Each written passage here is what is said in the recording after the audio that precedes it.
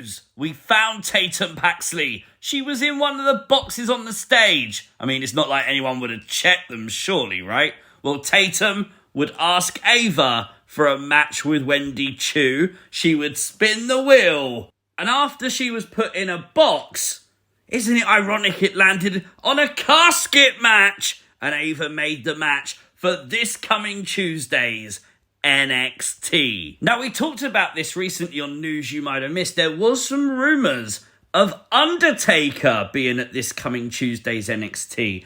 If it's true, what better place to put the Undertaker than involved somehow in the casket match? That would be fun. It's also worth mentioning that at Bound for Glory, Rosemary and Wendy Choo failed in their tag team title match, and Rosemary would turn on Wendy Choo. Will that play a part in Tuesday's match? We'll have to wait and see. But this is things you might have missed from NXT Halloween Havoc. Make sure you hit the like button, and if you are new to the channel, hit the subscribe button too. So they did air this on NXT tonight, but I still had to mention it. The WWE Superstars playing What's in the Box, and of course it was the Boogeyman. Some of the reactions are insane. WWE has put this up on YouTube also.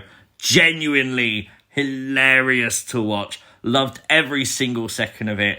If you haven't seen it, maybe you've got Peacock and you've got the ad version, make sure you go onto YouTube. We're on YouTube. Make sure you head over to WWE and check this out.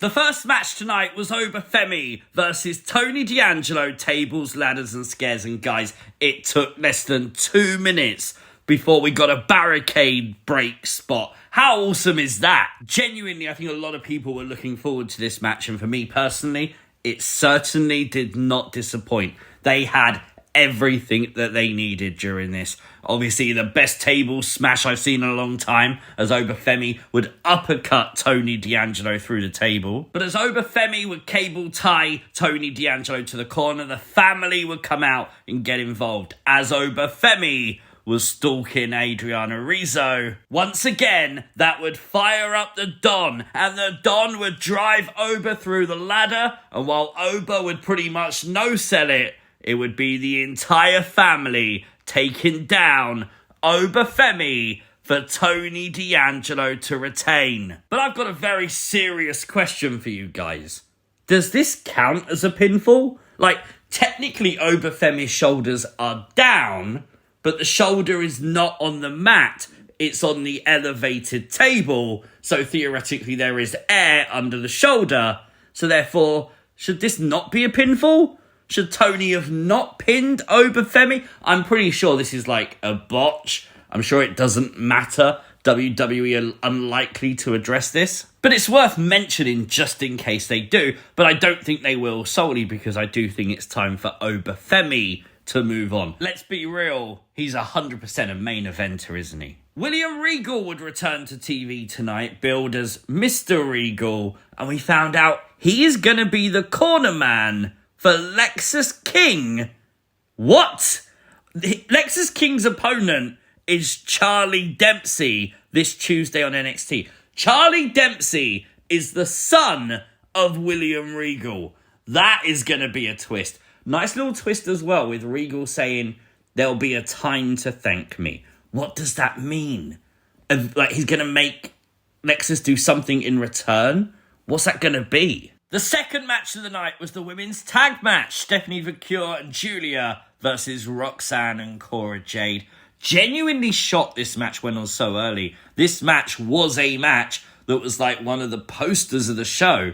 I thought this would be like co-main event or even main event. This was, of course, Cora Jade's first match back since injury. I thought she was okay. Maybe a little bit slow at times, but you know what I mean? Ring rust and stuff like that. Nothing that you'd actually notice unless you're looking for it. The match was won by Julia and Stephanie Vicure, but most importantly, it was Stephanie who pinned Roxanne Perez. Does that put Stephanie in line now for an NXT Women's Championship match, maybe? The time for celebrating was short-lived, though, as the lights would go out and the promo video would air once again. Zaria would appear in the audience and the commentary team would say that she was watching over the women's division, but this was not all. This was just a tease. We'd see Zaria again later tonight.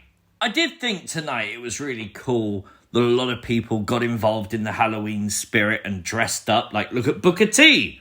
He came as Booker T. How awesome is that? Some of the fans were even dressed up. Hell, even Bully Ray would show up as Bubba Ray Dudley. Don't you love to see it? The ambulance match was up next as Andre Chase would take on Ridge Holland, who would emerge with a really awesome looking entrance mask. Not sure what this is inspired by. Maybe The Mask, the film The Mask, maybe. Fun match, yet totally heartbreaking for multiple reasons. One, why has Vic Joseph got a very small dish of candy? Like, it's Halloween!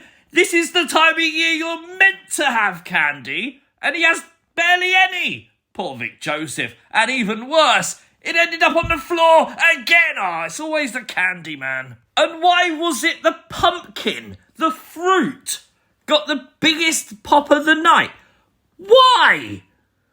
What are we doing? If you went trick-or-treating and someone gave you fruit, you wouldn't be happy about it.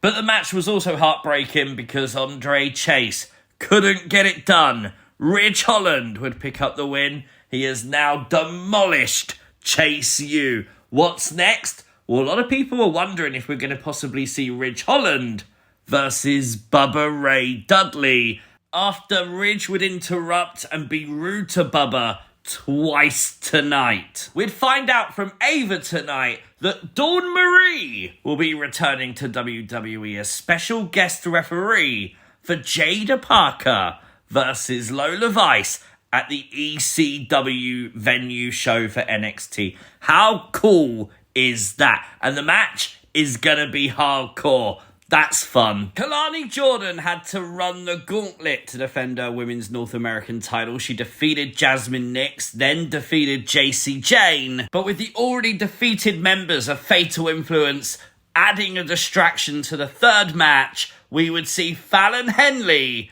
win the North American Women's Championship. Honestly, very good way to protect Kelani Jordan. Very fun match indeed. And this was the moment, we kind of predicted this on Things You Might Have Missed on Tuesday, where Zaria would arrive and demolish Fatal Influence. A brilliant looking spear, an F5. That's a big statement. Zaria is here, and everyone should be in fear. This looked awesome. She looked awesome. I'm so hyped for her in NXT, man. And we don't have to wait long as she will make her in-ring debut this week on NXT. Now, the main event tonight, we knew it would be hard-hitting. Devil's Playground for the NXT Championship. And after Ethan Page would put the candy on the floor once again, Trick Williams would go through the announce table and there'd be a lot of concern about the health of Trick Williams, as for the first time, he would taste his own blood. But as the commentary team would state, Trick Williams was willing to go to that dark place to unleash the devil within, and Trick Williams would retain the NXT Championship. Genuinely great match, great story throughout it, and they said it multiple times. This is defining Trick Williams as a champion. After the match, it would be Ridge Holland attacking Trick Williams. This makes a ton of sense. The whole story with Chase U is Ridge wanted to be a champion. To equalise the numbers, Bubba Ray Dudley would get involved. He would get physical. Bubba Ray looks like he's going to wrestle in NXT, and I'm okay with that. I want these ECW people back for that ECW show. Why not? This is going to be fun. Will it be a tag match? Maybe. Maybe we do get the singles match. All I know is that NXT is cooking. Literally, tonight's show was brilliant. Absolutely great. The stipulation matches all hit. For me, very solid 9.5 out of 10. Let me know your thoughts in the comment section down below. If you are new to the channel, hit the subscribe button, like the video, and I'll see you next time. Peace!